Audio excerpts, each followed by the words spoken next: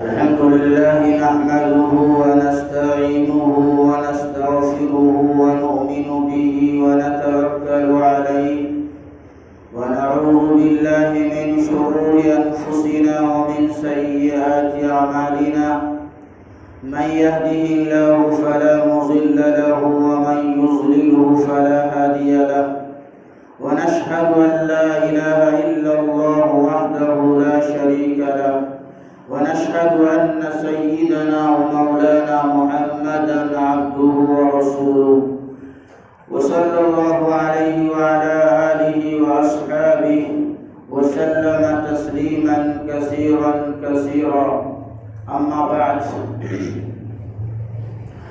عن أنس رضي الله تعالى عنه قال قال رسول الله صلى الله عليه وسلم لا يؤمن أحدكم حتى أكون أحب إليه من والده وولده والناس أجمعين أو كما قال عليه الصلاة والسلام محمد کی محبت دین حق کی شرط اول ہے. محمد کی محبت دین حق کی شرط اول ہے. اسی میں اگر ہو خامی تو سب کچھ نامکمل ہے. محترم بزرگوں اور دوستوں، یہ تو ہم سبھی جانتے ہیں، ہمارے مخالف پارٹی کی طرف سے، دشمنان اسلام کی طرف سے اسلام کے حسین چہرے کو مسخ کرنے کے لیے، ان کو بگاڑنے کے لیے ہم سے کہیں زیادہ وہ اس میں لگے ہوئے ہیں. ہم تو اس کو بنانے میں لگے ہیں اور وہ اس کی تخریب میں لگے ہیں، اس کو خراب کرنے میں لگے ہیں. آئے دن ان کی طرف سے الٹی سیدھی باتیں ہم سنتے رہتے ہیں. ابھی چند دنوں پہلے کی بات ہے جس کو ہم سب نے سنا ہے. کانپور میں کچھ لوگ تھے، انہوں نے آقا صلی اللہ علیہ وسلم کی محبت میں ایک بینر لگایا، اس میں آئی لو محمد لکھا ہوا تھا. حکومت کی لوگوں نے ان کو گرفتار کیا، ان کے اوپر FIR کیا، بینر کو ہٹوا دیا. یہ انتہائی نازیبا حرکت ہے، نامناسب بات ہے. اس لیے ان لوگوں کو اس چیز کا خیال رکھنا چاہیے کہ اگر تم ہمارے جذبات کو ٹھیس پہنچاؤ گے تو پھر اچھا نہیں ہوگا. چنانچہ ابھی چند دنوں پہلے انہوں نے آئی لو محمد کے بینر کا بائیکاٹ کیا، اس کو وہاں سے ہٹانے پر مجبور کیا. اور جن لوگوں نے اس بینر میں آئی لو محمد لکھا تھا، یعنی میں محمد سے پیار کرتا ہوں، محمد سے محبت کرتا ہوں صلی اللہ علیہ وسلم، تو اس کو انہوں نے آئین کے خلاف سمجھا یا دستور کے خلاف سمجھا. کیا ہندوستان کا کوئی ایسا بھی قانون ہے جو کوئی آدمی اگر اپنے نبی سے محبت کرے یا کسی سے محبت کرے تو اس کے خلاف FIR کیا جائے؟ ہرگز ہمارے اس ہندوستان میں کوئی ایسا قانون نہیں ہے. ہاں، البتہ یہ قانون تو ہے کہ ہندوستان کے ایک ایک شہری کو، ایک ایک آدمی کو اپنے مذہب پر مکمل طور پر عمل کرنے کی آزادی ہے. دفعہ 25 میں یہ لکھا ہے. کسی کے پاس اگر ہندوستان کا آئین ہو تو جانے کے بعد دیکھ سکتے ہیں. دفعہ 25 میں یہ لکھا ہے کہ ہندوستان کے ہر شہری کو اپنے مذہب پر عمل کرنے، اپنے مذہب کی تبلیغ کرنے کی مکمل آزادی ہے. تو ہمارا سنویدھان تو یہ کہتا ہے کہ آپ کو مکمل طور پر آزادی ہے، لیکن بعض فتنہ انگیز لوگ جو ہمارے ہندوستان کے پاکیزہ دستور کے خلاف کر کے امن و سلامتی کو برباد کرنا چاہتے ہیں، وہ اپنے لوگوں کے یہاں بھی اچھے نہیں ہیں، ہمارے یہاں تو بہرحال اچھے نہیں ہیں۔ اس لیے میں نے آقا صلی اللہ علیہ وسلم کی وہ حدیث پڑھی ہے، محمد صلی اللہ علیہ وسلم سے محبت کا اظہار ہونا چاہیے یا نہیں چاہیے؟ آقا صلی اللہ علیہ وسلم کو آئی لو محمد یا فداک ابی و امی کہنا چاہیے کہ نہیں چاہیے؟ حضرات صحابہ رضوان اللہ علیہم اجمعین کی سنت فداک ابی و امی عربی کے الفاظ ہیں، اس کے معنی ہے آقا صلی اللہ علیہ وسلم آپ پر، میں کیا میرے ماں باپ بھی آپ پر قربان ہیں، اس کا یہ ترجمہ ہے۔ تو صحابہ کی یہ سنت ہے، آقا صلی اللہ علیہ وسلم کا حکم ہے، تکمیل ایمان کی علامت ہے آقا سے محبت کرنا۔ چنانچہ جو میں نے روایت پڑھی ہے، آقا صلی اللہ علیہ وسلم نے ارشاد فرمایا، لا یؤمن احدکم حتی اکون احب الیہ من والدہ وولدہ والناس اجمعین۔ فرماتے ہیں کوئی بھی شخص تم میں سے کامل مومن نہیں ہو سکتا ہے یہاں تک کہ میں ان کے نزدیک ان کی اولاد، ان کے والدین اور دنیا کی ساری چیزوں سے زیادہ محبوب نہ ہو جاؤں، یعنی دنیا کی ساری چیزوں سے زیادہ محبوب آقا صلی اللہ علیہ وسلم ہونی چاہیے، اولاد سے بھی زیادہ محبت حضور سے ہونی چاہیے، ماں باپ سے بھی زیادہ محبت حضور سے ہونی چاہیے۔ آپ نے ہمیں یہ تعلیم دی۔ حضور علیہ السلام سے محبت کیوں ہونی چاہیے؟ اسباب محبت کیا ہے؟ وجہ محبت کیا ہے؟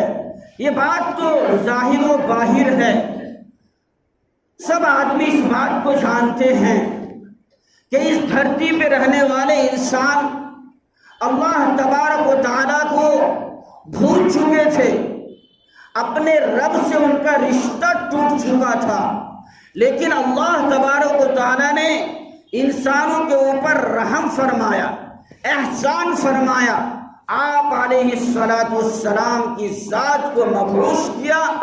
آپ علیہ السلام نے اللہ تعالیٰ کے پیغام کو ایک ایک آدمی تک پہنچایا، ایک آدمی کے پاس کئی بار گئے، جا کر وحدانیت کو سمجھایا، اللہ کو سمجھایا اور اللہ کی وحدانیت کو بتایا، تو لوگ اللہ تعالیٰ سے رشتہ جوڑنے والے ہو گئے، اللہ کی وحدانیت کو پہچانے۔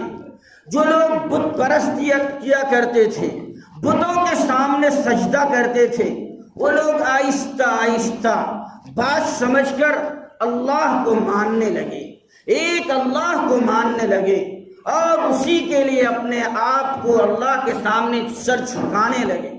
تو آج کل ہمارے پاس جو ایمان ہے، جو اسلام کی دولت ہے، یہ سب کے سب آپ علیہ السلام کی قربانیوں کے بدولت ہے۔ آپ علیہ السلام کا احسان ہے کہ آج ہم اللہ کو یاد کرنے والے ہیں۔ آپ علیہ السلام کا احسان ہے کہ آج ہم اللہ کا نام لے کر اپنے آپ کو جنت کا مستحق بنا رہے ہیں، اپنے آپ کو جہنم کے عذاب سے بچانے والے ہیں، اپنے آپ کو مسجدوں تک آنے والا بنا رکھے ہیں، ہمارے سروں پر ٹوپی ہے، ہمارا نام مسلمان ہے۔ یہ سب آپ علیہ السلام کے احسانات ہیں۔ اگر آپ علیہ السلام نہیں آتے، آپ علیہ السلام تبلیغ کے فرائض کو انجام نہیں دیتے، لوگوں کو سمجھاتے نہیں، تو آج کوئی اللہ کا نام لینے والا نہیں ہوتا۔ تو ہمیں سیدھا راستہ آقا نے دکھایا، جو ہماری زندگیوں کے مستقبل کو سنوارنے والے ہیں، ہماری آخرت کو بنانے والے ہیں، تو اس سے تو محبت ہوگی ہی ہوگی نا۔ اس کے باوجود بھی حضرات علماء نے فرمایا اس حدیث کی شرح کرتے ہوئے کہ اسباب محبت 4 ہیں، یعنی انسان اگر کسی سے محبت کرتا ہے تو محبت کرنے کی وجہ 4 ہوتی ہے۔ مثلا کبھی کوئی آدمی کسی سے محبت کرتا ہے اس کی خوبصورتی کو دیکھ کر کے، اس کے جمال کو دیکھ کر کے کبھی محبت کرتا ہے کہ یار یہ آدمی بہت خوبصورت ہے، آدمی کو اس سے محبت ہو جاتی ہے۔ تو کبھی کسی کی محبت دل میں آ جاتی ہے اس کی خوبصورتی کی وجہ سے، اور کبھی کسی سے محبت ہوتی ہے اس کے کمال کی وجہ سے، ان کی فطری صلاحیت کی وجہ سے، اس کے اندر بہترین ہنر کی وجہ سے، خدا داد صلاحیت کی وجہ سے کہ یہ آدمی تو بہت کام کا ہے، یہ تو بہت ماہر ہے اپنے کام میں، اس کے اندر تو بہت ساری صلاحیتیں ہیں، لہذا اس سے محبت ہونی چاہیے۔ تو کبھی آدمی کمال کی وجہ سے محبت کرتا ہے، اسی طریقے سے کبھی آدمی کسی سے محبت کرتا ہے عطا اور بخشش کی وجہ سے، نوال کی وجہ سے، یعنی یار یہ آدمی تو بہت اچھا ہے، ہر آدمی کی مدد کرتا ہے، کوئی غریب آدمی گیا تو اس کی مدد کر دیتا ہے، تو غریبوں کا بہت خیال رکھتا ہے، رشتہ داروں کا بہت خیال رکھتا ہے، گاؤں والوں کا بہت خیال رکھتا ہے۔ عطا اور بخشش اس کے عام ہے، یہ اپنی فکر نہیں کرتا، اپنے سے زیادہ دوسروں کی فکر کرتا ہے، تو اس کے نوال یعنی بخشش اور عنایات، اس کے ہدایہ اور تحائف بہت ہیں، ہر ایک کا خیال کرتا ہے، اپنی فکر نہیں لیتا لیکن دوسروں کی فکر میں رہتا ہے، تو اس سے محبت ہونی چاہیے۔ چنانچہ بعض مرتبہ آدمی اس کی وجہ سے محبت کرتا ہے، اور کبھی کبھی آدمی اچھی عادت کی وجہ سے، اچھے اخلاق کی وجہ سے کسی سے محبت کرتا ہے، یعنی خصال کی وجہ سے، یعنی اس آدمی کی اخلاق بہت اچھی ہیں، یہ بہت خندہ پیشانی سے ملاقات کرتے ہیں، ان سے ملاقات کر کے ہمیں خوشی ہوتی ہے، لہذا ان سے محبت ہونی چاہیے۔ یہ ہیں اسباب محبت، 4 اسباب محبت ہے۔ نمبر 1 جمال، خوبصورتی کی وجہ سے محبت ہوتی ہے۔ نمبر 2 کمال کی وجہ سے محبت ہوتی ہے۔ نمبر 3 نوال یعنی بخشش اور عنایات کی وجہ سے محبت ہوتی ہے۔ نمبر 4 خصال یعنی اچھے اخلاق کی وجہ سے آدمی سے محبت ہوتی ہے۔ یہ تمام تر اسباب محبت آپ علیہ الصلاۃ والسلام کے اندر بدرجائے اتم موجود ہے، اس لیے آپ علیہ الصلاۃ والسلام سے بے پناہ محبت ہونی چاہیے۔ حضرت سائب بن یزید رضی اللہ تعالی عنہ فرماتے ہیں، ایک مرتبہ میں چاندنی رات میں باہر بیٹھا ہوا تھا، کبھی میں حضور کے چہرے کو دیکھتا ہوں اور کبھی میں چاند کی طرف دیکھتا ہوں، کبھی میں حضور کی طرف دیکھتا ہوں، کبھی چاند کی طرف دیکھتا ہوں، اور غور سے دیکھتا ہوں، اس نیت سے دیکھتا ہوں کہ چاند میں زیادہ خوبصورتی ہے یا آقا کی چہرے میں زیادہ خوبصورتی ہے۔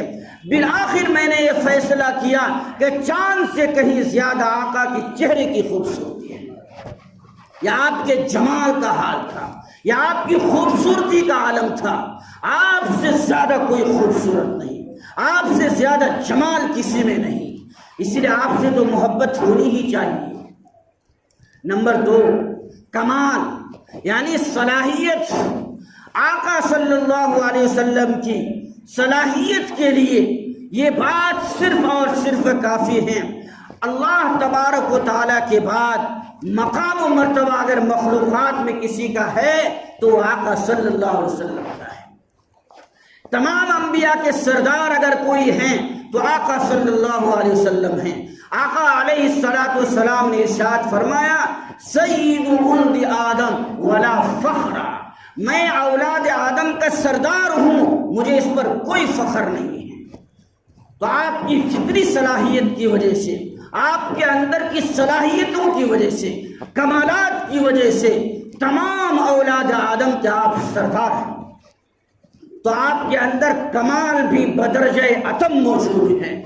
اسی طرح سے بخشش اور عنایات کا یہ حال ہے، تفصیلی روایات پڑھیں گے تو دنگ رہ جائیں گے۔ ایک مرتبہ غزوہ حنین سے تشریف لا رہے تھے، اس موقع پر مسلمانوں کو بہت سارا مال غنیمت حاصل ہوا تھا۔ آقا صلی اللہ علیہ وسلم نے اپنے ہاتھ سے کئی سو بکریاں ایک ایک آدمی کو تقسیم کیا، لیکن راستے میں واپسی کے وقت میں کچھ دیہات کے لوگ حضور کے پاس آئے، آ کر آپ سے سوال کیا کہ جی ہمیں بھی کچھ عنایت کیجئے، ہمیں بھی کچھ دیجئے۔ آپ علیہ السلام نے معذرت فرما دی۔ آپ نے فرمایا اب میرے پاس کچھ نہیں، یعنی اپنے پاس آپ نے کچھ نہیں رکھا بلکہ سارا تقسیم کر دیا۔ حال یہ تھا وہ چونکہ آداب سے واقف نہیں تھے، حضور سے مانگتے حضور کو پیچھے کرتے کرتے خاردار درخت تک پہنچا دیے، لیکن آپ کے پاس کچھ نہیں تھا کہ آپ ان کو دیتے۔ یہ آپ کے بخشش اور عنایات کا عالم تھا کہ اپنے پاس کبھی کچھ نہیں رکھا، اپنے آپ کو غربت میں رکھا، لیکن دوسروں کی پریشانیوں کا ہمیشہ آپ نے خیال کیا۔ عطا اور بخشش میں بھی آپ علیہ السلام بدرجہ اتم ہیں۔ اسی طریقے سے اخلاق میں اور بہترین کردار میں آپ علیہ السلام سے بڑھ کر کوئی نہیں۔ وَإِنَّكَ لَعَلَىٰ خُلُقٍ عَظِيمٍ، آپ تو بہترین اخلاق پر پیدا کیے گئے ہیں، آپ کے اخلاق سے بہتر کسی کے اخلاق نہیں ہو سکتے ہیں۔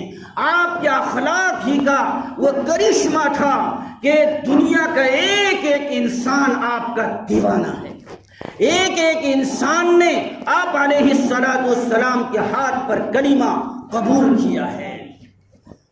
تو جس کے اندر تمام کے تمام اسباب محبت موجود ہوں، جس کے اندر جمال بھی ہو، جس کے اندر کمال بھی ہو، جس کے اندر نوال بھی ہو، اور جس کے اندر خصال بھی بدرجہ اتم ہو، تو اس ذات سے تو محبت ہونی ہی چاہیے۔